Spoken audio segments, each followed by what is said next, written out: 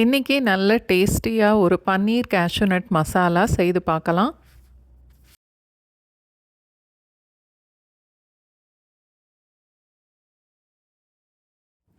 ரெண்டு 3 டீஸ்பூன் அளவுக்கு எண்ணெய் ஊற்றிட்டு 3 துண்டு பட்டை, 3 ஏலக்காய், 3 கிராம்பு, ஒரு பிரியாணி இலை, 1/2 டீஸ்பூன் அளவுக்கு சோம்பு எல்லாம் சேர்த்து கொஞ்சம் வறுத்துட்டு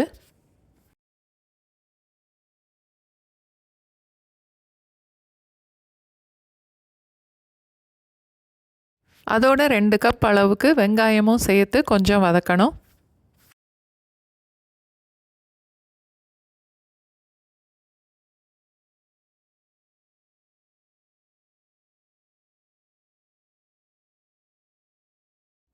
வெங்காயம் கொஞ்சம் கலர் மாறினதும் 2 கப் அளவுக்கு தக்காளியும் சேர்த்து வதக்கணும்.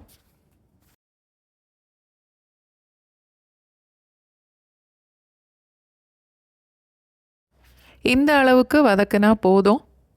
தட்டில் கொட்டி நல்லா ஆற வச்சுட்டு 100 கிராம் அளவுக்கு பன்னீரும் சேர்த்து மிக்சியில் நல்லா நைஸாக அரைச்சி எடுத்துக்கணும். ஒரு பேனில் 2-3 டேபிள் ஸ்பூன் அளவுக்கு எண்ணெய் சேர்த்துட்டு தாளிக்கிறதுக்கு 1 டீஸ்பூன் அளவு சீரகம்,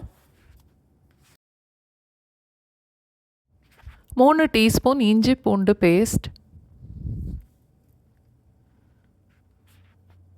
2 டீஸ்பூன் காஷ்மீர் மிளகாத்தூள், 1 டீஸ்பூன் ரெகுலர் மிளகாத்தூள், 4 டீஸ்பூன் மல்லித்தூள் எல்லாம் சேர்த்து எண்ணெயில் கொஞ்சம் வதக்கிட்டு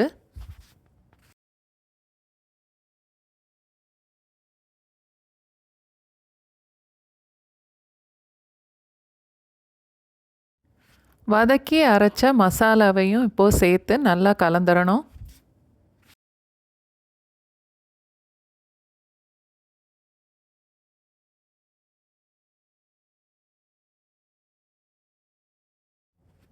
முக்கால் கப் அளவுக்கு முந்திரி பருப்பு எடுத்து 1 மணி நேரம் ஊற வச்சுருக்கேன். 1 கப்பு வரைக்கும் கூட சேர்க்கலாம். ஃப்ரோசன் பட்டாணி முக்கால் கப் அளவுக்கு. ஃப்ரெஷ்ஷாக பட்டாணி சேர்க்கறதுனா பாதி அளவு வேக வச்சுட்டு சேர்க்கணும். அதோட 1 கப் அளவுக்கு தண்ணியும் சேர்த்துட்டு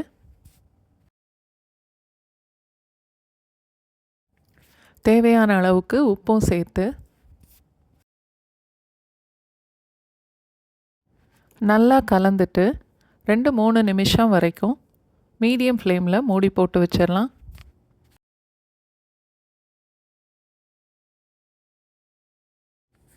நடுவில் 1-2 தடவை நல்லா கலந்து விட்டுறணும்.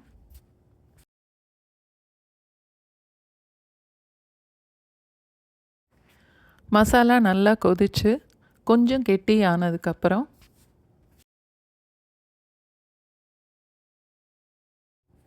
1/2 டீஸ்பூன் கரம் மசாலா தூள், 2 டீஸ்பூன் கசூரி மேத்தி, அதோட 400 கிராம் அளவுக்கு பன்னீரும் சேர்த்துட்டு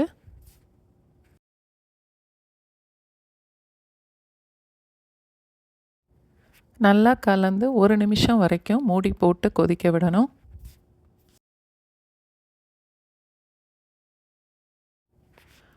ஒரு நிமிஷம் கொதிச்சா போதும். பன்னீர் கேஷ்யூ நட் மசாலா ரெடி ஆகிடும். புலாவ் வெரைட்டியோடு சேர்த்து சாப்பிட்டாலும் நல்லாயிருக்கும். சப்பாத்தி ரோட்டி வெரைட்டிஸோடு சேர்த்து சாப்பிட்டாலும் நல்லாயிருக்கும். கண்டிப்பாக ட்ரை பண்ணி பாருங்கள்.